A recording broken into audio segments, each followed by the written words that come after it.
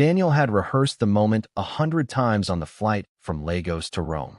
Leah would open the door, surprised, laugh that soft laugh he loved, press her face into his chest, whisper, "You're crazy for coming here." And he'd reply, "I missed you too much." That was the plan. A small spark to relight the marriage he felt slipping from his fingers. This sound he was hearing now, was not in the plan. He stood in the dim hallway outside her suite on the 18th floor, roses in one hand, the spare keycard in the other, staring at the door as if it had turned into something alive. Leah's voice, her actual voice, was trembling on the other side. "I've done everything you asked," she whispered, breathless, terrified. "Please don't release the video. Please." Then a thud, a chair scraping, a strained sob she tried to swallow. Daniel's heart dropped into his stomach. His first instinct was brutal and childish. She's cheating. But he knew Leah's voice. He knew every version of it. Angry, tired, excited, professional. This one, he had never heard this one before. It wasn't guilt. It was fear. He swiped the keycard with a shaking hand and shoved the door open. There was no man inside. Just Leah, alone, standing over her laptop like she was fighting a fire, jabbing the delete key again and again, tears streaking her face. She startled so hard when she saw him that her hand flew to her chest. "Daniel." She staggered back a step. What are you doing here?" He didn't answer. He rushed forward, scanning the room. Behind the curtains, under the bed, the bathroom. "Who were you talking to?" he demanded. "I heard someone." "No one." Her voice cracked. I wasn't, Daniel. You shouldn't be here." He turned to her sharply. "What does that mean? Why shouldn't I be here?" But her attention flicked, terrified, to her phone lying face down on the bed. Its notification light blinked red, over and over. Daniel grabbed it without thinking. The messages punched him in the chest. "You're late. Open your laptop. Say you understand. Beg louder. Don't stop until I tell you." His throat tightened with something dark and violent. "Leah," he said quietly, "what is this?" She shook her head rapidly as if trying to shake the world itself loose. "Please, Daniel, put it down." No, his voice was a low growl. "Explain." Her knees buckled, and she sat on the edge of the bed, burying her face in her hands. "I'm being blackmailed." Daniel froze. Everything inside him stilled. Blackmailed with what? A video. Her voice was barely audible. "A stupid, reckless video from years before I met you. I forgot it even existed. But someone hacked my phone. Found it. And if I don't do what they say, they'll send it to my CEO, my parents, everywhere." The blood drained from Daniel's face. "Why didn't you tell me?" She looked up, eyes red, voice breaking. "Because you'd never see me the same again." The pain in her voice stabbed him. He knelt in front of her, the roses forgotten on the floor. "Leah, whatever is in that video doesn't define you." "You say that now," she murmured. "But you haven't seen it." Before Daniel could answer, the phone buzzed violently in his hand. A new message lit up the screen. "Your husband wasn't supposed to be here. This changes things." Leah inhaled sharply, like the air had been punched from her lungs. "Oh God," she whispered. "They know you're here." Daniel's pulse thundered. "How do they know?" "They watch," she said weakly. "Everything. My phone, my laptop, maybe even my calls. I don't know. I don't know anymore." He stood abruptly, the urge to protect her swelling so hard it hurt. "We're going to security. Now." "No," Leah shouted, grabbing his wrist. "If we involve anyone, they'll send the video immediately. They told me." "Leah, you can't negotiate with people like this." "You don't understand," she snapped, tears spilling over. "They don't just have the video. They know about my work. They know what I found." Daniel turned slowly. "What did you find?" She hesitated. "Too long." "Leah," finally she whispered. "The numbers don't add up, Daniel. The company's financial reports for this quarter are off. Hundreds of thousands of euros routed through shell vendors that don't exist. I flagged it. I asked questions. And the next day, the messages started." Daniel's jaw clenched. "This isn't random. Someone is silencing you." Leah nodded miserably. He went to her laptop and opened the recycle bin. Rows of deleted files scrolled past, spreadsheets, audit reports, expense summaries, internal memos. "You weren't deleting the blackmail evidence," Daniel murmured. "You were deleting company data." "They told me to," she whispered. "They said if I didn't, they'd release everything." Daniel turned to her. "Who is they, Leah?" She shook her head helplessly. "I don't know. The messages come from different numbers, different emails. I never see a face, just instructions. Daniel stared at the hotel room door, the roses on the floor, the blinking phone, Leah trembling on the bed. Something in his chest cracked open, some mixture of dread and rage and helpless love. Then the phone buzzed again. This time it wasn't text. It was a photo of Daniel standing at the hotel reception 2 hours earlier, waiting for the keycard. The timestamp was stamped explicitly across the top. Daniel's stomach twisted. They were watching me. Leah stared at him, not with accusation, but with dawning horror. Daniel, what if this isn't about me? What are you talking about? The phone buzzed again. Stop lying to her. Tell her who you used to be. Daniel went cold. Leah looked at him slowly, suspicion rising like smoke. Daniel, what does that mean? Nothing, he said too quickly, backing away. It's just psychological manipulation. They're trying to get in your head. Then why do they know something I don't? Leah whispered. Before he could answer, another message arrived. Leah tapped it open with trembling fingers. An audio file. She pressed play before he could stop her. Daniel's voice filled the room. His voice from months ago, during a private argument in their bedroom, he didn't even know was recorded. If they knew who I used to be, past Daniel said coldly, we'd both be finished. Leah's breath left her body. Daniel felt the ground tilt under him. Who? She whispered. Did you used to be? He opened his mouth, but the words wouldn't come out. The truth tasted like poison. The past he had buried was clawing its way back into the light. Before he could force a lie, or the truth, Leah's phone buzzed again. We see everything. We hear everything. And tonight, both of you will follow instructions, or the world sees your secrets. Leah looked at Daniel like he was both the man she loved and a stranger whose shadow touched her life long before she ever knew him. Daniel, she whispered, I think they're not after me at all. He stared back, heart pounding. Then who are they after? The next message answered for them. You. Before we continue, if you love stories filled with romance, mystery, and heart-gripping twists like this one, make sure you hit the subscribe button. It helps this channel grow and keeps the stories coming. Daniel felt the world tilt. The air sucked out of the room as if someone had opened a vacuum above their heads.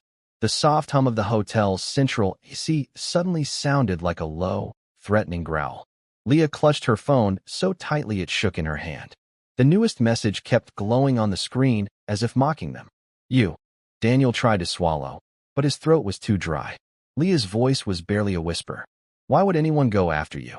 You're just an engineer, Daniel. You're not even corporate. You don't deal with money, or legal stuff, or power. So why would someone threaten me to get to you? Her confusion hurt more than the accusation would have. She genuinely didn't know. She genuinely believed the version of him he had presented for the past 5 years. Stable, quiet, unremarkable. And now that version was cracking apart like cheap plaster. Leah, he began, you're scared. And they're using that. They're using your past, and they're twisting it. None of this is about. The phone buzzed again. Leah flinched so hard the device nearly fell from her hand. Daniel snatched it and looked at the screen. Stop lying to her. She deserves the truth. Unless you want her video to go out tonight. A second message followed instantly. Tell her who you really are. Leah's breathing accelerated. Daniel, what is this? What truth are they talking about? He opened his mouth, closed it, and turned away. Not because he wanted to, but because he didn't know how to speak the words. How do you tell the woman you love that before you met her, you'd built a life out of secrets? That you had enemies, not imaginary, not symbolic, real people who still remembered your name in ways no spouse ever should? Look at me, Leah said, rising to her feet. Daniel, look at me. He forced himself to turn. Her face was pale, fragile, streaked with mascara. But her eyes were fierce, demanding, refusing to let him hide another second. I have told you everything you asked for, she whispered. I'm sitting here humiliated, terrified, exposed. And you're still holding back. After everything I confessed, after everything I'm risking, you still can't tell me who you used to be? He could feel his pulse in his teeth. Leah, please. This is not the time. Her voice broke. Then when is the time? After they destroy us both? The phone buzzed again. She's starting to understand. Hurry up. Daniel's hands curled into fists. Stop, he growled at the phone. Stop talking to her. Another message. Almost playful. We're not talking to her. We're talking to you. Leah let out a trembling exhale. Daniel, please. I can't fight this blind. He wanted to hold her, to sit beside her on that bed and tell her everything. But the truth didn't fit into a clean confession. It was a web, one that stretched back years before her, before the marriage, before he even knew Rome existed outside of postcards. I wasn't always an engineer, Daniel said finally, voice barely audible. Leah waited. I used to work in cybersecurity. Her eyes didn't blink. Daniel, that's not shocking. You told me that when we met. Don't insult me. He nodded. I wasn't formal staff. I wasn't corporate. I wasn't what you think. She swallowed. Then what were you? He hesitated. Her phone buzzed again. Let us help you tell her. Play the file. A new video thumbnail appeared. It wasn't Leah's video. It was surveillance footage, grainy but unmistakable. A younger Daniel, maybe 10 years ago, sitting in a dark room filled with server racks, typing furiously. His face was half lit by a monitor. His hair was longer. His posture was tense, alert, dangerous. Leah inhaled sharply. That's you. Leah, what were you doing there? He didn't answer. The blackmailer did. He was exposing us. He betrayed the group. He testified in secret. And now he thinks he can live quietly, as if we don't remember. Leah took a step back as if she'd been pushed. Testified. Her voice cracked. Against who? Daniel's jaw tightened. Against people who laundered money through tech companies. People who built shell corporations. People who used videos. Like the one they have of you. Her hands trembled. You're saying, the people blackmailing me are your enemies? Daniel looked up, meeting her eyes fully for the first time since the nightmare began. I think yes. Leah stumbled back onto the bed, pressing both palms to her forehead. So all this time, this entire time, I thought this was about something stupid I did before we met. But this is about you. This is about your past dragging me into a war I didn't even know existed. Daniel flinched. I didn't know they were still active. I didn't know they were watching us. I thought. You thought wrong, she cried. And now my whole life is in their hands because of you. He stepped closer instinctively. She pulled back. Don't, she whispered. Just don't. The room felt colder, the walls closer. Somewhere below them, a scooter engine revved on the Roman street, oblivious to the implosion happening above. Daniel forced himself to speak calmly. Leah, I swear to you, I didn't hide this to hurt you. I did it to protect you. To protect us. I left that world. I disappeared. I changed everything. Except your enemies, she said bitterly. The phone buzzed again. Enough drama. We need progress. Leah, bring your laptop to room 614. Alone. Daniel snatched the phone and typed back before he could think. No, she's not going anywhere. The reply came instantly. Then her video goes public in 60 seconds. A countdown timer began. 60, 59, 58. Leah gasped and reached for the phone. Daniel, stop. I have to go. No, he said, gripping her shoulders. Listen to me. This is exactly what they want. Control. Fear. Blind obedience. She shoved him away, tears streaming. Do you think I care about their psychology lesson? My career will be dead. My parents will never look at me again. My entire reputation. Daniel grabbed her wrist gently but firmly. If you go down there, you play their game. And once you play, you never stop. Today it's spreadsheets. Tomorrow it's money transfers. The next day it's covering up crimes. You become part of it. 56, 55, 54. Leah stared at the screen, shaking. Daniel, please. If they send that video, I lose everything. Daniel took the phone and slammed it face down on the table. Leah, he said, voice steady but breaking. If you lose everything, we rebuild it. Together. But if you do what they want, you lose yourself. I can't let that happen. She pulled her hand from his. You can't let it? You. She laughed through tears. Daniel, I don't even know who you are anymore. That one cut deep. 52, 51, 50. Daniel grabbed her laptop bag and started packing it. Leah looked confused. What are you doing? I'm going with you, he said. They said alone. Yeah. He zipped the bag shut. And they lied. They always lie. Leah looked toward the door, torn between terror and fury.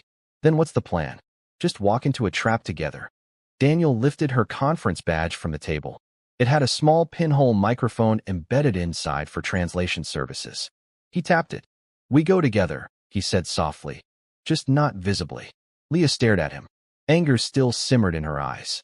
But beneath it, beneath the betrayal and shock, was something else. trust fighting to survive. She nodded once, stiffly. Let's go, she whispered. Together, they stepped out of the suite and into the hallway, the countdown still ticking on the abandoned phone behind them. 47, 46, 45. The corridor felt narrower than it had a few minutes ago, the patterned carpet stretching in a long, suffocating tunnel toward the elevators. Leah walked slightly ahead, laptop bag strap digging into her shoulder, her posture stiff, brittle. Daniel followed half a step behind, watching every movement around them. The silence between them was loud. You didn't even tell me your real past, she said quietly without turning. But you're going to tell me how to handle this. I know how people like this think, Daniel replied. That's why I'm still alive. That's not as reassuring as you think it is. They turned the corner toward the elevator bay. The hotel's atmosphere was deceptively calm. Muted jazz from the lobby bar drifting up, soft lighting, distant clinks of glass. None of it matched the countdown he could still feel in his mind, even though the timer was behind them now, lying on the nightstand like a live bomb. The elevator dinged. A couple in evening were stepped out laughing. Leah kept her head down, brushing past them as if she were late for a meeting. Daniel stepped in after her and hit the button for the 6th floor. As the doors slid shut, their reflections hovered side by side in the shiny metal. Leah's eyes met his for a fraction of a second in that mirrored world. Hurt. Fear. A question he couldn't yet answer. Leah, he said softly, whatever happens, you don't agree to anything. Stall. Ask questions. Say you need time. I'll be listening. If they find out you're listening, she murmured, they'll send the video before I can blink. That's why they can't find out, Daniel said. The doors opened with a soft chime. The 6th floor was quieter, the air cooler. The numbers on the doors glowed faintly. 601, 602, 603. Leah walked with measured steps, each one sounding too loud on the carpet. When she reached 614, she stopped. Last chance for you to go back upstairs, she whispered. Not happening, Daniel said. She drew a long breath, closed her eyes for a second, then knocked. No answer. She knocked again, this time louder. Hello. A faint click sounded, and the door eased open on its own, just a few inches. Leah shot Daniel a look. He nodded once, then stepped back and around the corner, out of direct sight of the door, but close enough that he could jump in if he heard something wrong. He slid his hand into his pocket, finger brushing the small wireless receiver he'd synced to her badge. He could hear the faint rustle of her breathing through it. Leah pushed the door open and stepped inside. The room was dark except for the glow of a single lamp on the desk. Heavy curtains were drawn over the window. No one was visible. Hello. Leah called out softly. The door clicked shut behind her, the sound distant and muffled through the wall to Daniel's ears. He pressed the receiver closer. Leah's voice came through, small and echoing. I'm here. Where are you? A distorted voice filled the room, metallic, genderless, filtered. It bled into Daniel's ear through the receiver like an old wound reopening. On time. Good, it said. Put the laptop on the desk. Sit. Leah's breath hitched. Daniel felt his muscles tense, instinct screaming to burst in. He stayed put, jaw clamped. You said alone, Leah said. I came alone. The voice hummed. We'll see. The rustle of fabric, the soft tap of laptop feet on wood. Leah's chair scraped. You deleted files, the voice said. Why? You told me to, Leah answered, steadier than Daniel expected. You said clear any data that might confuse the story. I did what you asked. A short laugh. You sound like a good employee, always doing what she's told. That's what made you useful. Leah's breathing quickened. What do you want me to do now? Restore them. Leah hesitated. What? Restore every deleted file, the voice said. Then change them. Adjust the numbers I tell you. Move the discrepancies. Make the pattern disappear. You know how to bury a trail. You found it, after all. So that's their play, Daniel thought grimly. Use her own integrity against her. I can't just change audited reports, Leah said. There are controls. Logs. People will notice. Not if you do it our way, the voice replied. We've been doing this longer than you've been wearing that badge. A shiver went down Daniel's spine. The cadence of the voice, the arrogance underneath the distortion, he'd heard something like it before. Not the same person, maybe, but the same training. The same school of cruelty. You're not the only one with access, Leah, the voice continued. But you are the only one who gives this operation credibility. You're the ethical one. the one who asks questions. If you sign off on the final numbers, everyone relaxes. Leah swallowed. So you want to turn me into your shield? We already have, the voice said. Daniel's grip tightened on the receiver. Why me? Leah asked suddenly. There are dozens of accountants. Why pick me? Because of the video? A pause. Partly, the voice said. But mostly because of your husband. The words turned the air to ice. Leah's voice dropped to a whisper. What does Daniel have to do with this? The voice chuckled softly. You really don't know, do you? That's almost sweet. Tell me, she said. On the other side of the wall, Daniel's heart hammered so loudly he wondered if the microphone could pick it up. Years ago, the voice said, your husband went by another name. He was clever, brave, even. He dug into places nobody else dared to touch. He found things we wanted to stay buried. For a while, he was a problem. The receiver trembled in Daniel's hand. What happened? Leah asked. He testified. The voice replied, a hint of contempt seeping through the filter. In secret, he thought. Names were redacted, records sealed. He thought that was the end. But in our business, nothing is ever fully erased. Leah's breath hitched. Why come after him now? After all these years? It isn't about him, the voice said coolly. It's about his proof. There's always more than what makes it to court. He kept copies, caches, insurance. People like him always do. And we want what he still has. He doesn't have anything, Leah said quickly. He's just an engineer now. Silence. Daniel could picture the way whoever this was must be smiling. Listen to yourself, the voice said. Even in fear, you defend him. That's why this works. You trust him blindly. You'd do anything to save him. Leah's chair creaked. You're wrong, she said softly. I don't trust him blindly. Not anymore. That one hurt. And yet, the voice purred. Here you are. Playing our game. To protect him from exposure. To protect yourself from shame. Tell me again how different you are from the people you claim to despise. Keys clacked faintly, Leah's fingers on the keyboard. If I do this, she pressed. If I restore and change these files, you'll delete the video? You'll leave us alone? The voice didn't answer immediately. Daniel's heartbeat filled the gap.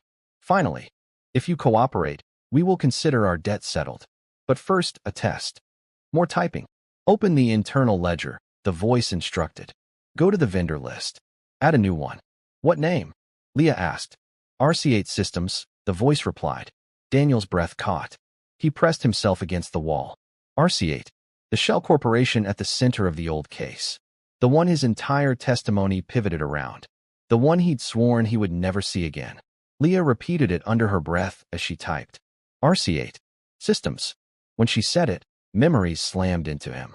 Long nights in front of glowing monitors. Hidden channels. Anonymous drops. The day he finally decided he couldn't stay silent anymore. Payment terms. Leah asked, her voice wobbling slightly. Standard, the voice said. You know the drill. Leah hesitated. Daniel could hear it in the faint pause between keystrokes. Leah, the voice said warningly. Don't start growing a spine now. Her chair creaked again, and Daniel imagined her straightening, shoulders pulled back. I'm not going to jail for you, she said quietly. If these edits are found, then your video saves the auditors the trouble, the voice snapped. Focus. Outside, Daniel glanced down the hall. A man in a blazer was standing near the far corner, pretending to scroll his phone. Too still, too aware. His badge hung around his neck with no visible company name. Just a generic conference design. Corporate security. Of course. Daniel turned slightly, angling his body so the man wouldn't see his face clearly. His mind worked fast. If security was here, they were expecting something. Panic, maybe. A rushed exit. An opportunity to catch Leah running scared and slap a story on it. Another question, Leah said suddenly. If you're so powerful, why do you need me? Why don't you just do this yourself? The voice sighed. Because people like me don't show up on logs, Leah. We don't exist on paper. That's the whole point. Paper needs you.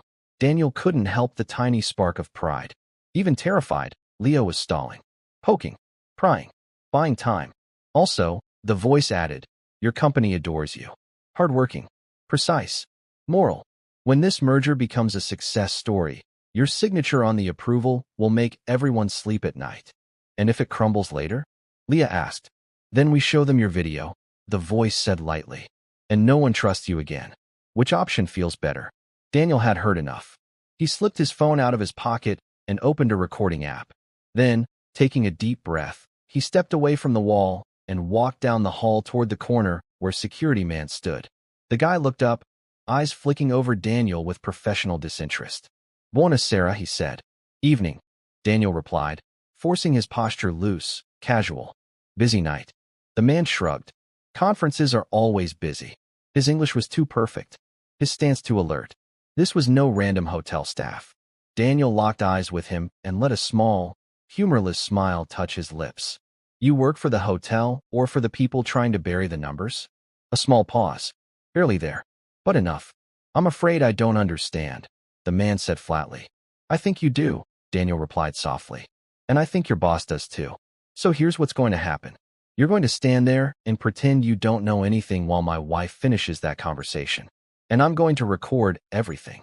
He lifted his phone slightly, screen still dark, but running. "Or," Daniel continued, "you can try to stop me. In which case, the file goes straight to every regulator that still has my number saved." The man's eyes narrowed. "You're bluffing." "Maybe," Daniel said. "You willing to bet your job on it?" They stared at each other. The corridor stretched like a tightrope between them. Inside the room, Leah's voice carried faintly through the receiver. "What if the board notices the change in vendor profiles?" she was saying. "What if someone compares this quarter to last quarter?" "Then you'll explain it," the voice replied. "You're good with explanations." The security man finally looked away first, glancing at the room door, then back at Daniel. "This is not a good idea," he said under his breath. "I've had worse," Daniel said. "Stay out of my way." He moved past the man, not toward the door, but past it and a little further down, to where a side alcove held a housekeeping cart and an emergency exit map. There, he could stay in range of the mic without being obvious. "Leah," he murmured softly into the receiver, knowing the mic near her collar would catch it as a faint vibration in her ear. "You're doing great. Don't agree to any final number. Ask for time. Say the system is lagging. Anything." There was the slightest hitch in her breathing, like she'd heard him. Like she wasn't entirely alone anymore. The voice in the room continued, unaware. "When you're done," it said, "you'll send a confirmation email to the internal audit lead. You'll use the exact phrasing we provide. No improvisation. We don't like surprises." Leah's voice came steadier now. "You seem to like them just fine. You certainly gave me one tonight." A small pause.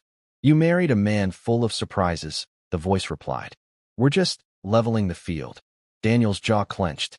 In his ear, the receiver crackled softly with static, then cleared. Leah's keys clicked again. "What if I refuse?" she asked suddenly. The voice hardened. "Then your life ends as you know it. Your parents see the video. Your CEO sees the video. And your husband's employers find out exactly who he used to be." Leah let out a shaky breath. Then, very quietly, she said, "Maybe they should." Daniel's heart stopped. The voice went silent. "That's not how this works," it said finally. "That's exactly how this works," Leah replied. "You've already broken my marriage tonight. You've already poisoned the only safe place I had. Maybe the only power I have left is deciding which secrets I let you use against me." Daniel pressed his back against the wall, eyes burning. He'd never been more terrified of losing her, and never more proud. "The thing is," Leah continued, voice gaining an edge, "you don't actually want the video out. Not yet. Because if you do, I have no reason to do anything for you. You lose leverage. So stop pretending you're ready to burn it all. You're not." The distorted voice hissed softly. "Careful. Or what?" Leah pushed. "You send the video and tank your neat little hidden operation by drawing attention to me? To my audits? To my questions? Do that. I dare you. Let's see how many regulators get involved when they realize you've been manipulating financial statements." Daniel glanced down the hall. The security man was watching the door now with wide eyes, as if he couldn't believe what he was hearing. Leah was no longer just a frightened target. She was a threat, and that changed everything. Inside room 614, the silence crackled like static. Leah's last words hung in the air like a blade suspended by a single thread. She wasn't pleading anymore. She wasn't trembling. She was challenging. The distorted voice finally responded, slowly, carefully. "You're braver than we expected." Leah didn't move. "I'm not brave. I'm exhausted. There's a difference." A soft chuckle vibrated through the room. "You think you've turned this around? You think you suddenly have leverage? No, Leah. You've only bought yourself a little more time. That's all confidence ever is, borrowed seconds. She didn't answer that. Daniel, listening through the receiver, felt the tautness in her silence. Her breath was steady. Her chair didn't creak. She was frozen, but not with fear. With calculation. Enough of this. The voice snapped, irritation slipping through the mask. Finish the edits. Remove the discrepancies. Erase the supporting notes. Then send the file to the auditing team with this subject line. Correction to pre-merger assessment. Leah's fingers hovered above her keyboard. And if I don't? You will. No, she said quietly. I'm asking what happens if I don't. A beat of stillness. Then the voice exhaled like someone pinching the bridge of their nose behind the distortion. Leah, you are not the only one with weaknesses. You're not the only one with secrets. We know your husband's history. We know what he did. And we know exactly how to make him disappear again. Daniel's skin prickled. It wouldn't be hard, the voice continued. A man with no clear background? No family records before a certain date? No social trace for 5 years before he met you? Disappearing is quite easy for people like him. Leah's chair scraped abruptly. She stood. Daniel felt his chest seize. Sit, the voice commanded. No, Leah said. I've done your little dance. If you want your fake numbers cleaned up, you'll talk to me with respect. Not like I'm something you scraped from the bottom of your shoe. You forget your position. No, she said again, firmer. I know exactly my position. I found your fraud. I have proof. And I have a husband you seem very invested in. The voice went quiet. Daniel's heart pounded. Then, slow, cold amusement seeped through the distortion. So that's your angle. Leah said nothing. You think his past protects you? The voice asked. Think again. We're not afraid of him anymore. He's a ghost of a ghost. A man who betrayed his own network. A man whose testimony was so fragile it didn't even make headlines. Daniel flinched. The voice pressed on. He used to matter. Now, he's nothing. And you? A pause, like someone leaning closer to a microphone. You're only valuable as long as you obey. Leah inhaled slowly. Then why haven't you ended this already? Why am I still here? The voice didn't answer. Daniel smiled faintly despite the fear twisting his insides. She had found a crack. A sliver of doubt. A weakness. Leah wasn't just scared anymore. She was studying them. Finally, the voice said, Finish the edits, Leah. This negotiation is over. Leah sat down again, but Daniel could hear the shift in her tone as she typed. Suction. Calm. Composed. She was no longer scrambling. She was stalling purposefully, inserting microscopic delays between keystrokes. How long until this merger completes? She asked lightly. 3 days. And after that? The voice hesitated. After that, the board signs off the reports you approve, and the money flows cleanly. Daniel stiffened. They had slipped. You said cleanly. Leah tapped another key deliberately. That means the money isn't clean now. That's none of your concern. It becomes my concern when my initials go on documents that might bankrupt the company. You won't be bankrupt, the voice said sharply. You'll be paid well. Leah stopped typing. Paid. Handsomely. Daniel's fingers dug into the wall. That's how it begins, isn't it? Leah asked softly. You pressure someone. You threaten them. You break them down. And when fear stops working, you use money. People always take the money, the voice said. In the end, survival is transactional. Not for me. Don't be naive. I'm not naive, Leah said. I'm just done being controlled. The voice snapped. Finish. The edit. Leah clicked one last key. Daniel braced. There, she said. Done. Send the file. She didn't move. Send it, the voice repeated. Leah took a slow breath, then asked the question that no obedient pawn would ever ask. Who are you? The voice froze. You know who we are. No, Leah said. I know what you do. But who are you? A former auditor? An insider? Someone who used to work at my company? You speak like someone trained. Someone disciplined. Someone who wasn't always a criminal. The voice's tone dropped into something almost dangerous. Stop talking. You're not some shadow in a basement, Leah continued. Your timing, your instructions, your knowledge of Daniel's past. This isn't random cybercrime. This is personal. You're testing my patience. And you're confirming my suspicion, she said calmly. You're not after me. You're after him. Daniel's breath caught. The voice finally said, Enough. And then, footsteps. Heavy ones. Moving inside the room. Coming closer to Leah. Daniel jerked upright. Someone was there. In the room. He hadn't heard them until now. Either they had been silent, or waiting?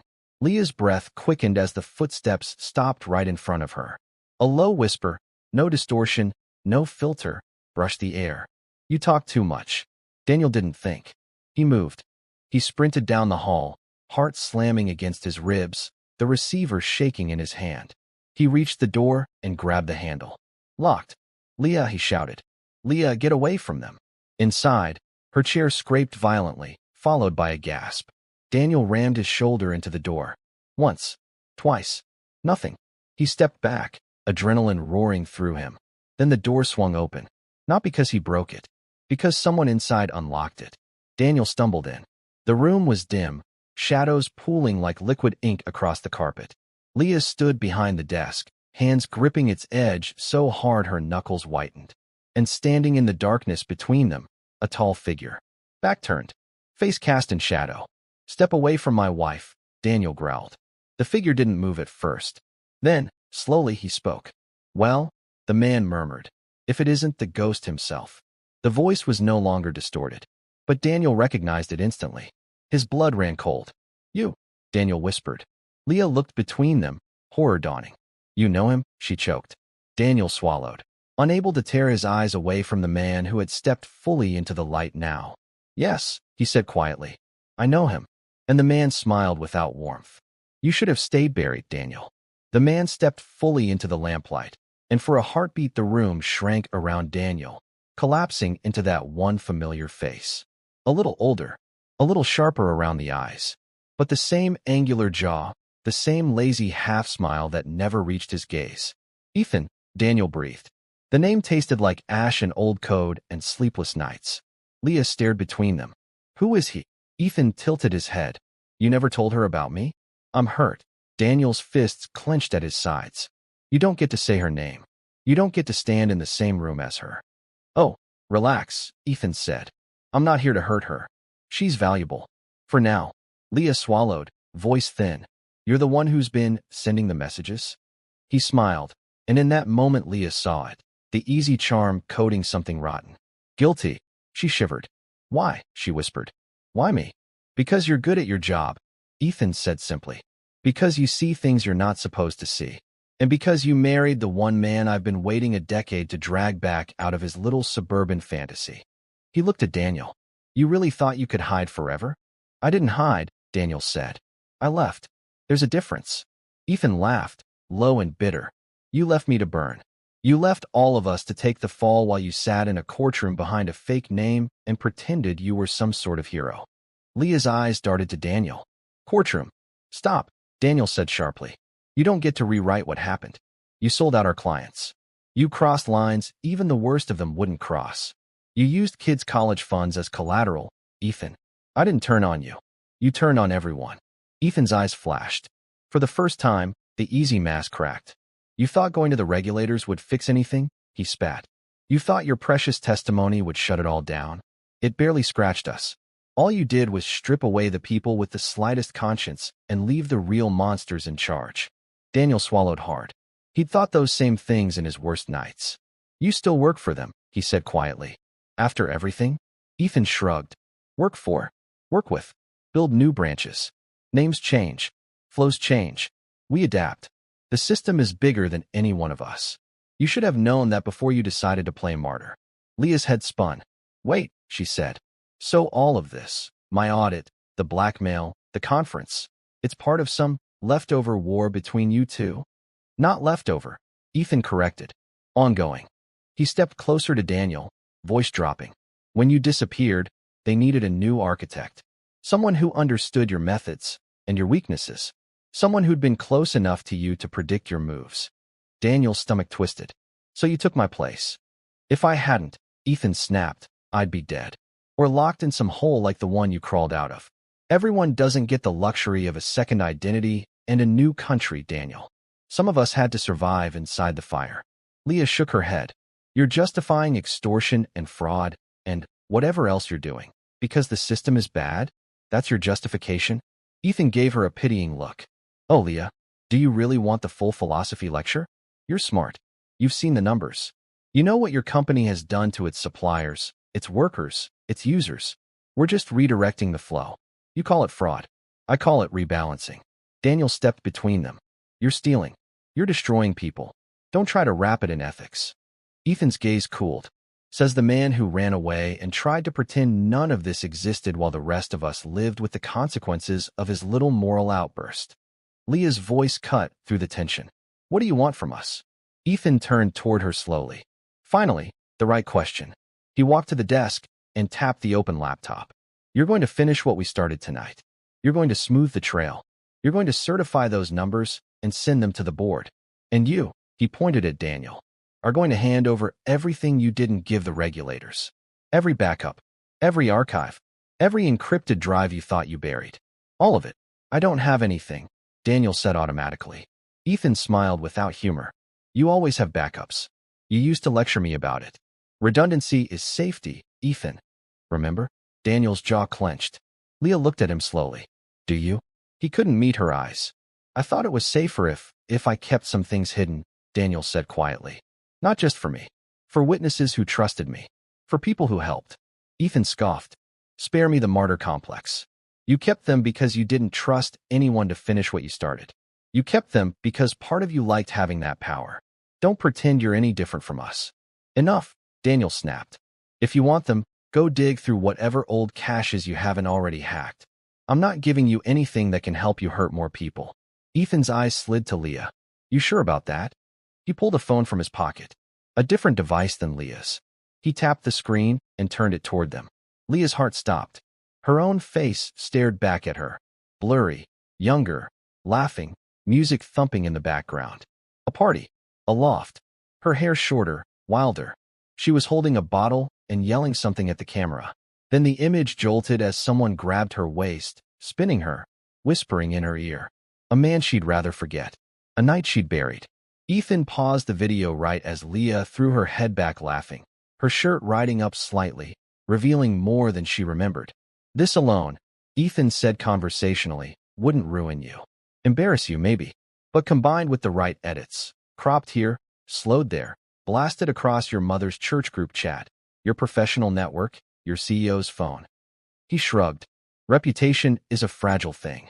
Leah's shoulders shook, but her voice was steady. You do that, and you lose leverage. You said it yourself. True, Ethan said. Which is why I haven't. Yet. I'm offering you the reasonable path. Cooperate, and the video stays in my pocket. Defy me, and it becomes the opening slide of your career obituary. He slipped the phone away. So, he said, one more time. What do I want? I want you two to accept reality. The world is what it is. Corrupt, tilted, wired against the honest. The only smart move is to stop fighting the current and swim with it. You help me. I protect you. Simple. Leah stared at him. You really think we'll believe you? Ethan's smile was thin. Belief is optional. Survival is not. He gestured at the laptop. Last offer. Fix the numbers. Send the file. Then go home. Forget Rome. Forget this conference. Start trying to rebuild whatever little domestic illusion you had. I'll be in touch when I need the archives. Daniel almost laughed. You think we could forget this? You think she could sleep at night knowing she helped you? Ethan shrugged. People adjust. You adjusted when you pretended to be a harmless engineer. Leah straightened slowly. What if we say no? She asked. Ethan's eyes hardened. Then your video goes out. His files hit the wrong hands. And by tomorrow morning, you both become examples of what happens to people who resist us. The room felt like a vice tightening. Daniel stepped closer to Leah, feeling the weight of her breathing against his side. They were both cornered, exposed, outmatched. Unless, Leah, he said softly, without looking at her, earlier, when you were editing the file, did you really do what he asked? Ethan's gaze narrowed. Careful. Leah didn't answer. Daniel dropped his voice so only she could hear. Tell me the truth. Her fingers flexed against the edge of the desk. I followed his instructions, she said aloud. Ethan watched her. Then she added, under her breath, barely audible, mostly. Daniel's eyes flicked to the screen. She'd left something. Some sign. Some trap. Of course she had.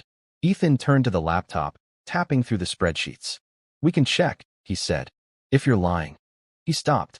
On the bottom of the main sheet, in a tiny, easily overlooked comment attached to one of the cells, a phrase glowed. Blackbird wakes at dawn. Ethan frowned. What is this? Leah's heart thudded. Daniel exhaled shakily. The phrase was theirs, or rather, his, from another life. A code he'd once used to mark compromised files. Files meant to be seen by more eyes than the person who thought they owned them. Ethan clicked the comment, following its thread to a hidden sheet she'd embedded. But it wasn't numbers.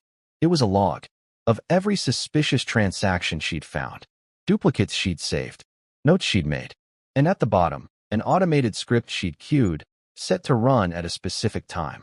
If untouched, it would send that very log to the board's private audit committee and a backup address outside the company's domain. Daniel's. Ethan's face darkened. "What did you do?" he growled. Leah's voice shook, but she didn't back down. "I stopped letting you write my story. You stupid." He lunged for the keyboard. Daniel moved without thinking. He grabbed Ethan's wrist, yanking him back from the laptop, the chair skidding sideways. Ethan twisted, years of bad habits and street reflexes turning the motion into something almost like a fight. They slammed into the side of the bed, grappling, knocking a lamp to the floor. The bulb shattered, plunging half the room into shadow. "Daniel!" Leah cried. Ethan drove his shoulder into Daniel's ribs. Pain shot through his chest. Daniel grunted, refusing to let go, fingers digging into Ethan's jacket. "You always had a hero complex," Ethan spat. "You always had a god complex," Daniel shot back. They crashed into the wall, the headboard rattling. In the hallway, Daniel heard a faint jingle. The security guy, tensing up. Leah didn't move toward the fight. She moved toward the laptop. She snatched it from the desk, heart pounding, and scanned the screen. The script was still scheduled, but the time had shifted. 5 minutes. 5 minutes until it ran. Unless someone canceled it. Unless someone killed the connection. Ethan shoved Daniel back and went for the device. Leah spun away, holding it to her chest like a shield. "Touch it," she said quietly, "and I scream." Ethan laughed. "Scream. Security works for us." "Not all of them," Daniel gasped, straightening. "And definitely not the insurance people. Or the board members who hate your bosses. Or the regulators who still remember my testimony." Ethan's eyes cut to him. "If that file goes out," Daniel said, "you don't just lose your leverage over us. You lose your anonymity. You lose your shield. The whole operation gets dragged into light." He stepped closer, ignoring the ache in his side. "That's your real fear, isn't it?" Daniel said softly. "Not losing money. Losing the shadows." For the first time, Ethan looked truly rattled. "You think one email to a board will fix anything?" he snapped. "They profit from this. They built this." "Maybe," Daniel said. "But they also fear scandal. And you've just given us a perfect story. Young accountant blackmailed. Hidden fraud. Rogue ex-employee. They can chop you off like a diseased limb and save the body." Leah stared at him. "They'll spin it." "I know," Daniel said. "But Ethan knows this. In a game of shadows, no one wants to be the one standing in the spotlight alone." Ethan's jaw worked. Behind Leah, the script timer ticked down another minute. 4. "I can still kill it," Ethan hissed. "I can still wipe your drives, your backups, your names." "No," Leah said suddenly. Both men looked at her. She was breathing hard, laptop clutched tight, eyes shining with something fierce. "No more threats," she said. "No more choices where everything ends with us losing. I'm tired, Ethan. I'm tired of being afraid of a version of myself I don't even recognize anymore. I'm tired of Daniel carrying ghosts he never told me about. I'm tired of all of you deciding how scared I should be." She took a breath that trembled, but her voice didn't. "I'm done being your leverage." Before Ethan could move, before Daniel could stop her, Leah clicked. "Script run now?" She hit yes. The room seemed to hold its breath. Somewhere deep in the hotel's unseen infrastructure, data moved. Files compressed, encrypted, duplicated. Emails queued and fired. External addresses pinged. It was done. There was no getting it back. Ethan stared at her like she'd lost her mind. "Do you have any idea what you've just done?" Leah swallowed.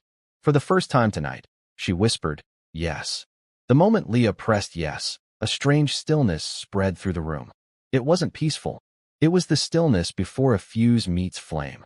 Ethan stared at her as though she'd personally detonated something inside him. Shock first, then fury, then something colder. "You really are stupider than I thought," he said softly. Daniel stepped in front of Leah instinctively. "Don't." Ethan's expression snapped toward him. "You think she won? You think hitting send ends the game? It just means the board gets the first move.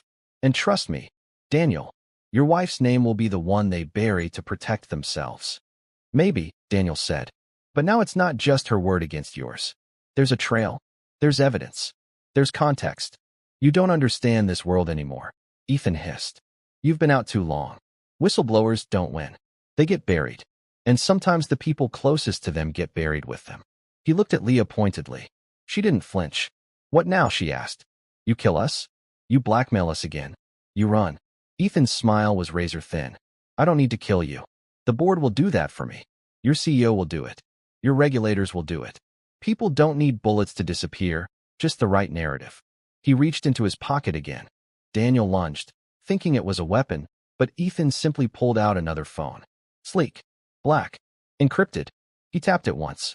Leah's phone, left on their nightstand upstairs, vibrated somewhere faintly through the receiver. A new message, unseen but unmistakable. Daniel's chest tightened. He knew what that meant. You triggered a dead man's switch too? Daniel asked. Ethan's smile widened.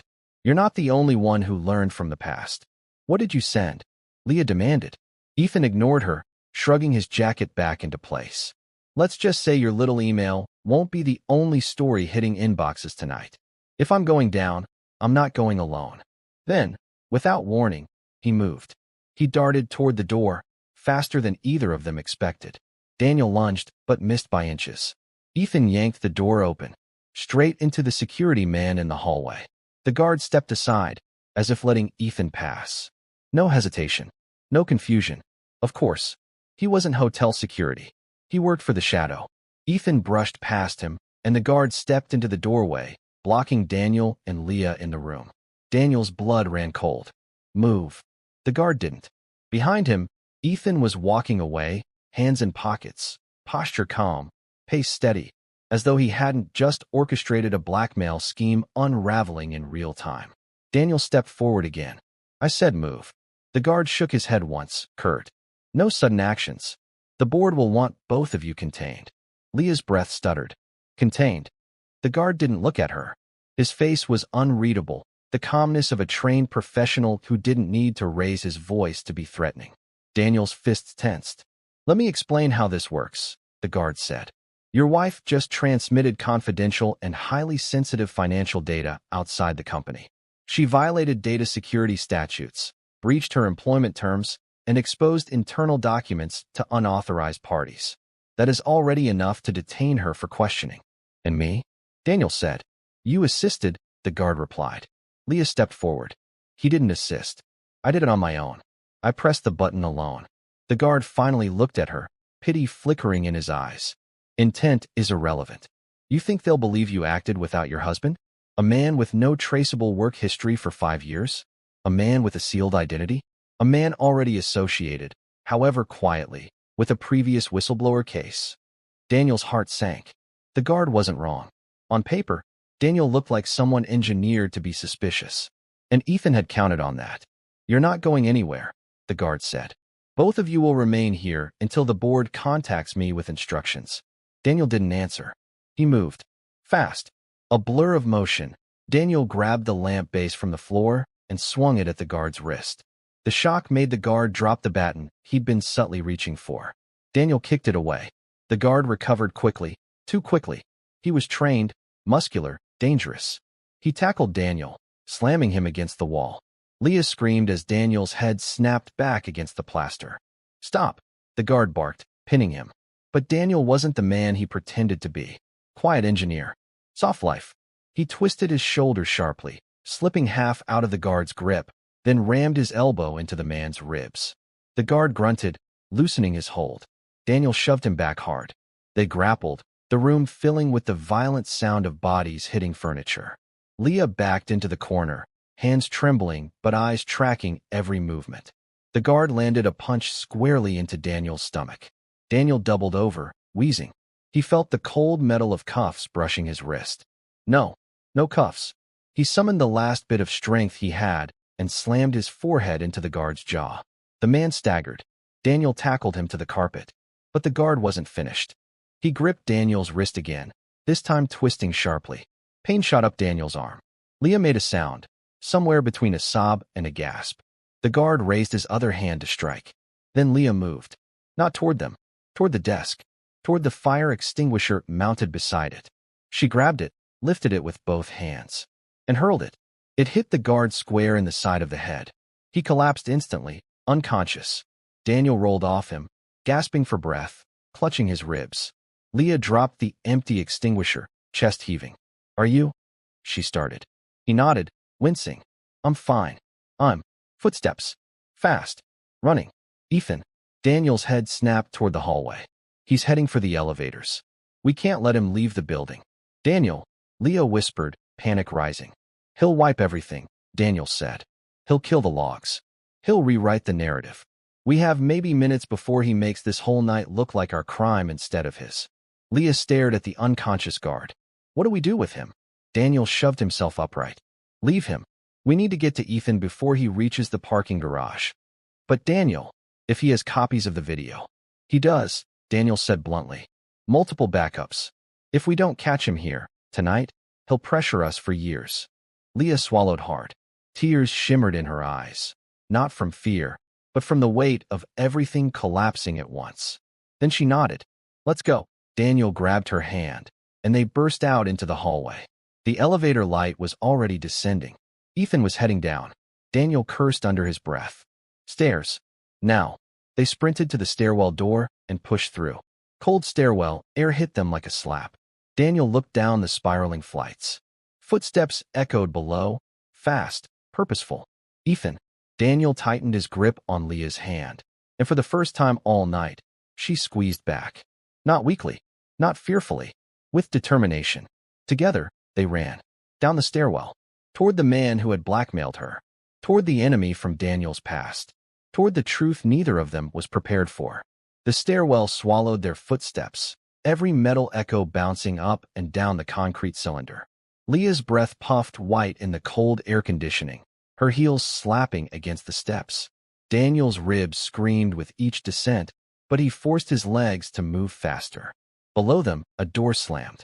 Level 3, Daniel gasped. He's heading for the garage. How do you know? Leah panted. Because that's where you disappear people quietly. She didn't ask how he knew that. They pushed harder. By the time they hit level 4, Leah's chest burned, but adrenaline kept her going. Daniel shoved the door for level 3 open a crack and peeked through. Dim lights. Polished concrete. The echo of a retreating figure in a dark jacket moving between parked cars. Stay behind me, Daniel whispered. Stop saying that, Leah hissed. We're doing this together. He wanted to argue. There wasn't time. They slipped out into the parking level. Shadows stretched long and thin, disconnected from the cars that cast them. Soft Italian music leaked faintly from a car radio somewhere. Far off, an elevator dinged. Ethan was almost at the exit ramp. Ethan, Daniel shouted. The name ricocheted off concrete pillars. Ethan didn't stop walking, but he did slow, shoulders tensing. You really want a public scene? He called over his shoulder. Security cameras, witnesses, all that messy unpredictability? You wanted leverage, Leah called back, voice carrying farther than she expected. Now you have it. Use it. He turned. The garage's yellowed lights carved sharp shadows across his face. He looked calm, annoyed, a little amused. You two are persistent, he said. I'll give you that. You can still fix this, Leah said. Turn yourself in. Testify. Give them everyone above you. Give them the network. You don't have to go down as the villain. Daniel shot her a look, half shock, half reluctant admiration. Ethan laughed. You think we live in some moral drama where the villain has a change of heart because he sees the damage he's done? Leah, this isn't one of your husband's courtroom fantasies. I walk into a regulator's office, I die. Tomorrow if not today. You're already dying, Daniel said. You just want company. Ethan's gaze sharpened. Don't psychoanalyze me, Daniel. You forfeited the right to understand me when you traded our lives for a clean conscience. He lifted his phone. Daniel stiffened. Don't. I told you, Ethan said. I sent my own story. While you were playing hero upstairs, I queued my version. Leah, the unstable accountant. You, the disgruntled ex-ghost with a grudge. A domestic disturbance. A data leak. A meltdown. By the time your email hits the right eyes, they'll have my narrative in their hands too. He moved his thumb toward the screen. But here's the fun part, he added. They'll believe me first. Because my story makes them safe. Yours makes them guilty. Leah stepped forward. That doesn't mean the truth disappears. Oh, Ethan said lightly. Ask your husband how much his last truth changed anything. Ask him how many companies fell. How many executives went to prison. Go ahead, Daniel. Tell her. Daniel's jaw clenched. He didn't answer. And in the silence, Leah understood. It hadn't been a sweeping victory, that old testimony. It had been a crack in a dam built to withstand earthquakes. The water poured through anyway. Maybe it didn't change as much as I wanted, Daniel said finally. But this time is different. Ethan rolled his eyes. How? Because this time, Daniel said quietly, I'm not alone. And you're not in the dark. He pointed up. Ethan's gaze flicked instinctively to the camera mounted in the ceiling corner. A tiny red light glowed steadily. Rome's not as sloppy as your old basements, Daniel said. These cameras aren't just props. The hotel's insurance demands live backup. Off-site. So, Ethan shrugged. So we just turned this from a he said she said data leak into a recorded blackmail confrontation, Daniel replied. You in the room. You here. Naming shell companies. Threatening her. Admitting to manipulating numbers. You think every board member in this building is willing to go down protecting you. For the first time, Ethan's confidence cracked. He glanced at the exit ramp, at the elevator, at the camera. Calculating. You mailed the board, he said. You press send. They have your story. Mine too. By morning, they'll decide which liability is more expensive, cutting you loose or cutting me loose. And you think they'll pick you, Leah said softly. Ethan didn't answer.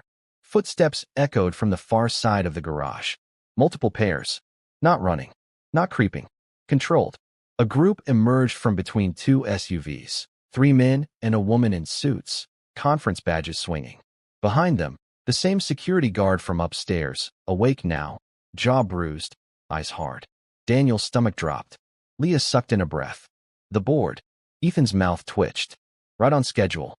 The woman in front, tall, in her 50s, expression carved from something more permanent than stone, spoke first. Which one of you is Ethan Cole? She asked, voice cool. Ethan smiled, spreading his hands. Depends who's asking. Helen Acosta, she said. Chair of the board. Leah had seen her only on screens and glossy annual reports. Seeing her here, in an underground garage in a $40 million merger week, was surreal. And you must be Leah Adeyemi, Helena added, eyes landing on Leah next. Our star accountant. We've been hearing quite a lot about you tonight. Leah's stomach flipped. Star. The word felt like an accusation now. I sent you an email, Leah said, throat dry. With evidence. Yes, Helena replied. We saw it. She turned her gaze to Daniel. And you are? Daniel, he said. Her husband. Also known as, Ethan began. Helena held up a hand. We know who he used to be. Daniel flinched. Helena's eyes didn't soften. We do background checks on spouses of key employees. Just because we don't confront people, Mr. Whatever your current name is, doesn't mean we don't know how to sit with information. An odd, bitter laugh almost bubbled out of Daniel. Of course they knew. Of course they'd known. The whole time he'd been trying to protect Leah by hiding, they'd already studied him. Then you knew I flagged discrepancies, Leah said, voice trembling now. You knew something was wrong. And you what? Watched. Helena's expression didn't change. We knew you were diligent. We also knew we needed more than a flag from one accountant to crack a structure this large. Her gaze shifted to Ethan.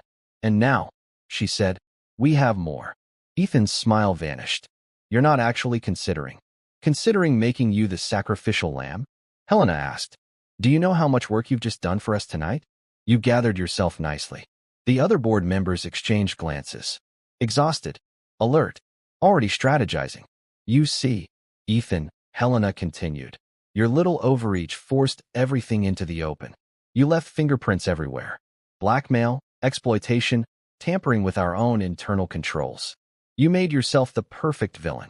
She stepped closer, just enough that he had to tilt his chin to keep eye contact. We will restructure, she said. We will plead ignorance. We will condemn you. We will thank Leah for her courage. We will commend her husband for bringing evidence forward despite his complicated past. We will take a temporary hit in the press. And then, we will survive. Ethan stared at her, shock morphing into something almost like admiration. You really are good. Yes, Helena said simply. Which is why you were always expendable. The guard moved. He stepped behind Ethan and, with practiced efficiency, snapped handcuffs around his wrists. Ethan jerked. You can't be serious. Internal investigation, Helena said. Officially. Off the record, damage control. You became too noisy. You went after an asset we weren't ready to lose. He laughed, loud and bitter. And them. He jerked his head toward Leah and Daniel. You think you can trust them? She blew the whistle. He's done it before. The moment it's convenient, they'll sell you out. Helena glanced at Leah. Then Daniel. I don't trust anyone, she said. That's not the point. She nodded to the guard. Take him to the holding room. I want legal on a call in 20 minutes. Ethan twisted as the guard began to drag him away. Desperation finally cracked through his professional veneer. You think this ends with me? He shouted. You think they'll stop? They'll just rebrand. New shells. New flows. You'll all keep feeding from the same trough. His voice echoed down the ramp as he was pulled out of sight. Silence fell. Helena exhaled slowly, as if shedding an invisible coat. Then she fixed her gaze on Leah. You caused us a great deal of trouble tonight, she said. Leah's throat tightened. Good, Helena added. Leah blinked. What? Helena's mouth tugged into something like a smile. Not soft, not warm, but real. I've been waiting for someone inside finance to have a spine. Mostly, we recruit clever cowards. Comfortable men. You are neither. Leah didn't know what to say. You also put us at risk, Helena continued. You forced my hand before we had a plan. You sent documents outside corporate channels. You involved your husband, who, while inconveniently capable, is a legal nightmare. Daniel winced. I'm right here. She ignored him. So now I have to decide what to do with you. Leah's chest constricted. Are you firing me? We're in a delicate position, Helena said. On one hand, punishing you sends the wrong message internally and externally. On the other hand, keeping you in your current role, with full system access, is unwise. Leah had the dizzying sensation of standing on the edge of two cliffs at once. What are you saying? She whispered. I'm saying, Helena replied, that if you're going to blow us up, I'd rather it be from a chair I choose. One of the other board members, a man with tired eyes and a loosened tie, cleared his throat. Helena, don't start, she said sharply. We need someone we can present as proof we're serious about cleaning house. Someone internal, someone visible, and we need someone we can watch while they watch us. Her gaze bored into Leah. How would you feel, Helena said, about moving into internal risk and compliance? Head of investigation. Temporary, of course. Pending, well, survival. Leah just stared. You want me to investigate you? She asked faintly. Helena shrugged. Within limits. And under supervision. And with lawyers glued to your shadow. But yes, you already know where some of the bodies are buried. Might as well give you a shovel and a badge. Daniel spoke before he could stop himself. And if she says no? Helena looked at him. Then we spin her as a rogue employee and let the press eat her alive until they get bored. It's not personal. It's just tools and outcomes. Leah swallowed. Her instinct screamed to run, to quit, to disappear with Daniel, start over somewhere no one knew them, no one could pull on their threads. But another part of her, tired, angry, newly awake, saw something else. Access. Influence. A front-row seat to the machinery that almost swallowed her whole. She thought of the anonymous tips that might still come. The quiet voices who would never trust a faceless hotline, but might trust a woman who nearly lost everything and kept going anyway. She thought of the girl in the old video, laughing too loud, trying too hard to belong. And the woman in the suite upstairs, crying into her hands because she thought a stupid mistake defined her forever. Maybe this was the only way to make that pain mean anything. Leah lifted her chin. What about my video? She asked. Helena nodded once to the board member on her right. We confiscate everything from Ethan's devices and accounts. It gets archived in a locked vault. If it appears anywhere else, our own cyber team will trace the leak, and they know a thing or two about eating their own. And my husband? Leah asked. His past. Already messy, Helena said. But tonight, he helped stop a blackmail operation tied to our biggest merger. That can be useful if spun correctly. She looked at Daniel. You want to keep playing engineer? Fine. But know this, whatever life you think you had before tonight, it's gone. The world will not unknow who you were, or what you did. The question is whether you want to stay useful, or stay hiding. Daniel stared at her. Are you offering me a job? He asked slowly. She almost smiled. God, no. I'm saying stay available. There are things only people like you see. People who have lived on both sides of the firewall. He exhaled, something between a laugh and a sigh. And if we say no to all of this? If we run? Vanish? Then you will live the rest of your lives waiting for footsteps outside your door, Helena said. And you'll still have to look at each other every day knowing you walked away when you could have done something. Her words hung in the cold air of the garage. No threats. No shouting. Just an invitation wrapped in inevitability. Leah turned to Daniel. For a moment, the board, the cameras, the concrete pillars all blurred. It was just them. His lip was split. There was a bruise blooming along his jaw. His shirt was rumpled, his eyes exhausted. He had lied to her. He had also thrown himself at a train guard without thinking. He had hidden his past. He had also stood by her when all of it exploded. Do you trust me? Leah asked quietly. He flinched. After tonight, that's what you're asking me. Yes. He swallowed. I don't know everything about who you were, he said slowly, or who you'll be after this. But yeah, I trust you more than I trust anyone else here. Her throat tightened. Then if I stay, she murmured.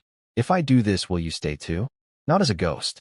Not as a man who lied to protect me. Just as you. Messy. Complicated. Honest. He smiled faintly. That's terrifying. I know. He nodded once. Then yeah, I stay. Helena cleared her throat pointedly. Romantic. Very compelling. But we do need an answer before legal starts drafting statements. Leah turned back to her. I'll take the role, she said. Internal risk and compliance. Head of investigation. On one condition. Helena raised an eyebrow. You're negotiating with the people holding your career in their hands. Yes, Leah said. Because if you want me to be your symbol of transparency, I need protections. Written. Public. No quiet. Secret NDA that makes it impossible for me to speak if you ever turn this on me. And I want proper whistleblower channels for everyone below me. Real ones. Not the fake hotline buried in the HR portal. The other board members looked uneasy. Helena studied her. You're asking me to invite a permanent knife to my own throat, she said. Leah met her gaze. You're asking me to stand in front of the blast for you. Seems fair. Slowly, Helena smiled. This time, it almost reached her eyes. Fine, she said. We'll draft something balanced. You'll hate it. Our lawyers will hate you. But it will exist. And that is more than I can say for any of your predecessors. Leah nodded. Her legs suddenly felt weak. The other board members drifted away, murmuring, phones already out, damage control in motion. The guard radioed someone. Sirens wailed faintly in the distance. Police or ambulances or both. In the middle of it all, in an underground garage in Rome that smelled like gasoline and expensive perfume, Leah and Daniel just stood there. The war wasn't over, but something had ended. And something else, fragile, complicated, terrifying, had begun. Daniel cleared his throat. So, internal risk investigator and unofficial ex-ghost consultant. That's not exactly the life we pictured. Leah let out a breath that sounded almost like a laugh. No, but the life we pictured was built on lies anyway. He winced. Ouch. She slipped her fingers through his, squeezing tightly. But we're still here, she said softly. We still have us. Just with more truth now. He looked at their hands. Do you forgive me? He asked. She didn't answer right away. I don't know if forgiveness is a one-time thing, she said at last. I think it's going to be a lot of small choices. Every day, to believe you when you say you're done hiding. To tell you when I'm slipping into fear instead of honesty. To let you carry some of my shame instead of trying to bury it alone. He nodded, throat thick. I can do that, he said. She squeezed his hand again. Then we'll learn, she whispered. Together. Above them, somewhere on the 18th floor, in a hotel suite that had seen tears and threats and the worst of their fears, a phone vibrated on a nightstand. New message. No sender. Just 5 words. Blackbird saw the sunrise. Leah's script had run. Someone, somewhere, had received it and replied. The game of shadows wasn't over. But for the first time, Leah and Daniel were stepping into it side by side, with their secrets on the table, their enemies exposed, and their marriage no longer built on illusions. Just on 2 very imperfect people who, when the world turned its darkest, chose each other and the truth anyway. If you'd like, I can now add a final emotional epilogue scene at home after Rome. or polish this into a fully ready-to-record YouTube script with CTAs woven in at strategic points. The night outside the hotel felt too bright for everything that had just happened. Rome glowed like an ancient jewel, street lamps casting golden halos on cobblestones, mopeds darting like fireflies, voices rising from cafes where people laughed over wine, oblivious to the war that had just cracked open beneath their feet. Daniel and Leah stood on the sidewalk for a long moment, staring at the city they thought they came to separately. She for work, he for a surprise. Now they were leaving it differently. Together. Bruised. A little broken. A lot changed. Breathe, Daniel whispered. Leah didn't realize she'd been holding her breath until the air rushed out of her. The board members' cars peeled away, tinted windows gliding into the Rome night like black mirrors swallowing secrets.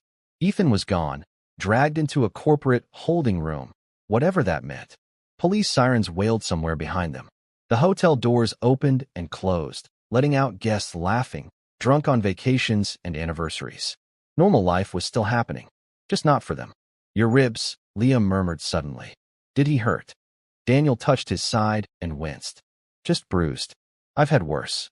She gave him a look, half disbelief, half exasperation. Daniel, it's okay to say you're hurting. He paused. I am. Leah exhaled softly. Good. Because I'm hurting too. There was no accusation in her voice now. Just honesty, fragile but real. They stood close, but not touching, as though relearning the shapes of each other. Do you regret any of this? Daniel asked quietly. Leah's voice cracked when she answered. I regret the fear. The secrets. The feeling that I was drowning alone. But the rest, I don't know yet. Daniel nodded slowly. I don't expect forgiveness in one night. She looked at him fully. Forgiveness isn't the question, she said. Trust is. He inhaled sharply. And do you? She didn't answer immediately. Her gaze traveled over his face, his split lip, the bruise on his jaw, the exhaustion beneath his eyes, the fear he tried to hide, the loyalty he couldn't. Then she said, I trust the man you were tonight. Daniel's chest tightened. And the man I wasn't. Leah reached up and brushed her thumb gently against the bruise forming along his cheek. He leaned into her touch instinctively. The man you weren't, she whispered, is the one I'm ready to meet now. He caught her hand, kissed her palm softly. Then I won't hide anymore. A Vespa zipped past them, its headlights sweeping like a spotlight across their shadows. Leah flinched instinctively. Daniel tightened his grip on her hand. We should get back upstairs, he said. Pack our things. Leave before Ethan finds a way to twist the story again. Leah nodded. And then, Daniel said, we go home and figure out how to live with everything we know now. Leah swallowed. Home. Her voice trembled on that word. Leah, Daniel said gently, whatever happens next, your job, my past, the board, home is not Rome. And it's not the hotel. It's wherever you and I decide to stand together. Her eyes softened. Then let's go home. The elevator ride back to the 18th floor felt strangely quiet. No whispered panic. No dread ticking down like a timer. Just the slow hum of machinery and two people breathing the same air without flinching away from it. When they reached their floor, the hallway still held the ghost of their earlier terror. The memory of the glowing countdown on Leah's phone, of Daniel hearing her desperate plea through the door, of everything unraveling. Their hotel suite looked different when they stepped inside. Same room, same furniture, different people. Leah walked in first, scanning instinctively for signs of intrusion. Daniel watched her carefully, noting how her fingers hovered over the nightstand where her phone lay. A message blinked on the screen. Don't open it yet, Daniel said softly. I have to know, she whispered. He nodded, stepping closer so he could read it with her. Leah unlocked the phone. One unread message. No contact name. A reply to the script she had run. Blackbird saw the sunrise. Her breath hitched. Daniel frowned. Who sent this? Leah shook her head. I don't know. Do you think it's Ethan's people? No, she said slowly. He wouldn't use that phrasing. That's too subtle. Too old. Too personal to your world. Daniel's eyes darkened. Then it's someone from my past. Or someone who's been watching, Leah said. Someone who wanted the truth out as badly as we did. Daniel stared at the message again. Blackbird saw the sunrise. It was a code phrase, but not one he'd invented. Not one Ethan had used. It belonged to someone else, Someone Daniel hoped he'd never hear from again. It might be a warning, he murmured. Or a signal. Or a friend. Leah offered weakly. Daniel shook his head. No one in that world is a friend, Leah. At best, they're competing enemies. At worst. He didn't finish. Leah closed the message and set the phone back down, though her fingers trembled when she let go. Silence hovered again. Daniel watched her shoulders tighten in a way that didn't break him, but made him want to hold her. You're thinking about the video, he said quietly. She didn't deny it. There's a version of me out there I spent years trying to forget, and now someone else has it in their pocket. Someone who sees me as leverage. Daniel moved closer. Hey, look at me. She did. That girl in the video, he said gently, was surviving something. Trying to be loved by the wrong people. Trying to feel strong in a world that made her small. You don't owe anyone shame for that. Her eyes filled. I hate that I gave them a weapon. And I hate, Daniel said, that I gave them a reason to use it. Her jaw trembled. We're a mess. He smiled softly. A beautiful one. She laughed weakly, wiping her cheeks. You're ridiculous. And you married me, he said. Terrible decision. Probably. She kissed him. Not passionately. Not desperately. Just honestly. A kiss that said, we're still here. We're still choosing this. We'll keep choosing. When they pulled apart, she whispered, will you tell me your whole story? No more half-truths. Daniel nodded. Yeah, but it's long. And ugly in places. I don't care, she said. I want all of it. He exhaled. Then I'll tell you. Everything. Leah touched his chest lightly. And tomorrow? Tomorrow, Daniel said. You start a job that might put you in danger from people who smile in boardrooms. And I'll be right there beside you, doing what I do best. Hiding, she teased. He smirked. No. Watching. Leah smiled weakly. Okay, but tonight, can we just be us? No Ethan. No board. No encrypted files. Just us, Daniel repeated. He moved toward their luggage.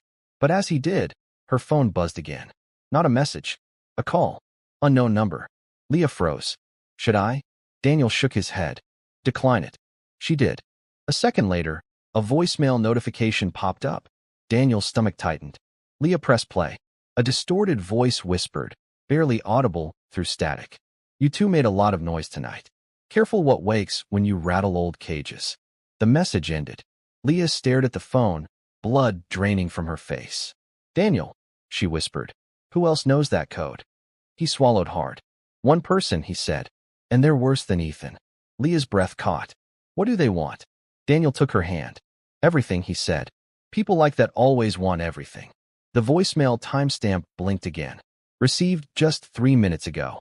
Whoever sent it. Wasn't far. Daniel turned off the phone, slid the curtains closed, and locked the suite door with his free hand. Tonight, he said softly but firmly, we stay together. We rest. And tomorrow, we start preparing. For what? Leah whispered. He looked at her. Really looked. With all truth, and all fear, and all love on the surface instead of hidden beneath it. For the fact, Daniel said, that the shadow world didn't disappear when I walked away. It was just waiting. Leah swallowed. And now, Daniel leaned his forehead against hers. And now it knows we're back. The next morning didn't feel like morning. It felt like aftermath. Rome's sunrise filtered weakly through the hotel curtains, thin, cautious, as if even the light wasn't sure it had permission to enter the space where secrets had exploded hours earlier. Leah woke first. She didn't bolt upright, didn't gasp, didn't tremble. She just opened her eyes to a ceiling she'd seen the night before, and yet, everything felt different. Heavier. Sharper. Daniel was sitting at the edge of the bed, elbows on his knees, staring at his hands like they held a past he couldn't scrub out. She watched him for a moment. The man she married. The man he used to be. The man he became in one night. Daniel, she whispered. He turned, forcing a small smile that strained on the edges. Morning. Barely. Yeah. She pushed herself up slowly. Did you sleep at all? A little, he lied. He had sat awake for hours, replaying the voicemail, replaying Ethan's smirk, replaying the board's cold precision, replaying the way Leah had looked at him when she found out who he'd been. He had faced criminals, syndicates, corrupt executives, rogue programmers. Nothing had scared him as much as losing the woman behind him on that bed. Leah touched his shoulder gently. We can leave Rome now. Go home. Face everything there with fresh breath. He nodded, but fear flickered in his eyes. She caught it. What? He hesitated, then said softly, "Whoever sent that voicemail, they're not someone who calls. Not someone who warns. If they're reaching out, it means they sensed movement in the system. In the blackmail ring? In everything." She let her hand slide down his arm until her fingers intertwined with his. "Then we don't run," she said. "We prepare." His gaze finally steadied. "You're stronger than you think, Leah." She smiled faintly. "So are you." They got ready slowly, quietly. Every zipper of a suitcase felt like packing away one version of themselves and making room for another. As they were about to leave, Leah paused by the desk. Her laptop sat closed, silent, its screen holding the power to expose giants or threaten their lives. Daniel walked up behind her. "You did something impossible last night. You fought him. You fought all of them." She looked at the laptop with a strange mix of pride and dread. "And now I have to keep fighting. Not alone." He slid his hand into hers. "Never again alone." They left the suite together. The airport was unnaturally ordinary. People argued about boarding groups. Teenagers queued for espresso. A couple took selfies beneath a glowing departure board. It felt almost offensive that life moved so easily for strangers when Leah's entire identity had been flipped inside out. Daniel walked close, not possessively, protectively. Every time someone brushed too near, Leah noticed the small shift in his posture. A scanning, a readiness. "You don't have to be on guard every second," she murmured. "I do," he said quietly. "Just until I know the board cleaned up every trace Ethan left behind. You're not responsible for all of them." "I am," he whispered, "for you." She squeezed his arm. "Then teach me. Teach me how to protect myself too." He stopped walking. People flowed around them like water around a rock. "You want me to teach you the things I learned in the shadows?" he asked, voice low. "Yes." "It's not pretty, Leah." "I'm not fragile," she said. "Not anymore." He looked at her then. Not the accountant who balanced books with perfect lines, but the woman who stared down a blackmailer and sent his entire operation into chaos with a single choice. He nodded. "Okay, I'll teach you everything." They walked again. At their gate, the screen flickered. "Flight to London delayed." Daniel frowned. "Mechanical issue." "That's unlucky." Leah tilted her head. "Suspicious." "Maybe." He guided her to seats facing the entrance, where they had clear lines of sight. "Habit." Leah sat beside him, then whispered, "So, who was the voicemail from?" Daniel didn't answer at first. He studied the crowd, every face, every movement. Finally, he said, there was someone in the old network who didn't want it corrupted by Ethan's kind. Someone who thought exposing the truth was the only way to fix the system. "A good person?" Daniel shook his head. "No, not good. Just principled. And dangerous.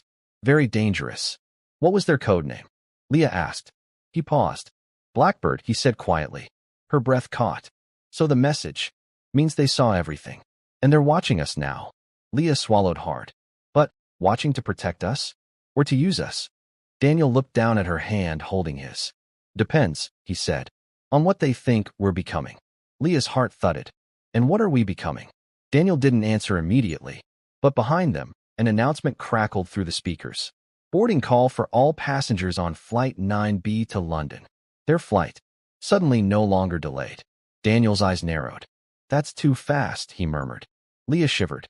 "Someone pushed it through." "Maybe." They stood, approaching the gate cautiously, hand in hand, a unified front. The gate agent smiled too brightly. "Name?" "Daniel and Leah Brandt," Daniel said calmly. The agent nodded, scanned their passes, and waved them through.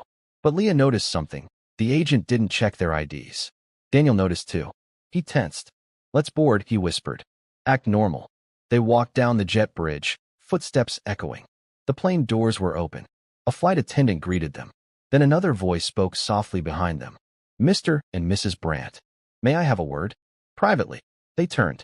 A man in a charcoal suit stood at the entrance of the aircraft. No airline badge. No boarding pass. Just a small black pin on his lapel, an emblem shaped like a bird. A blackbird. Leah felt her stomach drop. Daniel stepped in front of her instinctively. "We're boarding our flight." The man smiled politely. "This is your flight, and it's going where you're meant to go." Leah's heartbeat hammered in her ears. "Where is that?" The man tilted his head. "Somewhere the truth needs you," he said. "Somewhere your enemies cannot reach you. Somewhere your story can be used. Daniel clenched his jaw. We're not joining any organization. Oh, the man said softly. I think you already have. Last night, you exposed a network we've been trying to crack for 6 years. You unraveled Ethan. You disrupted a billion-euro pipeline. And you survived. He looked at Leah with unsettling warmth. And you, he said, stepped into a spotlight that most people never return from. Leah bristled. What do you want? The man extended a small black envelope. For when you land, he said. Everything you need to know is inside. Daniel didn't take it. Who are you? He asked. The man's smile deepened. The smile of someone who lived comfortably in danger. A friend, he said. For now. He slipped the envelope into the seat pocket beside them and stepped away. Enjoy your flight. Daniel and Leah walked into the cabin slowly, hearts pounding. They sat. The doors closed. The plane taxied. Leah finally whispered, Daniel, what if we can't go back to normal after this? He took her hand. We can't, he said simply. But maybe we're not meant to. She swallowed. So what are we now? Daniel looked at her with a softness that cut through the fear. Partners, he said. In everything. The engines roared. The plane lifted. Somewhere above the clouds, Leah reached for the black envelope with trembling fingers. Daniel covered her hand. Together, he asked. Together, she whispered. They opened it. Inside was a single card. One line printed in clean, simple ink. Welcome to the wake. Below it, handwritten. Blackbird saw the sunrise. Now it waits for you to fly. Leah looked at Daniel. Daniel looked back. No more illusions. No more secrets. No more half-lives. The shadow world had found them. And this time, they weren't running. They were stepping into it. Together.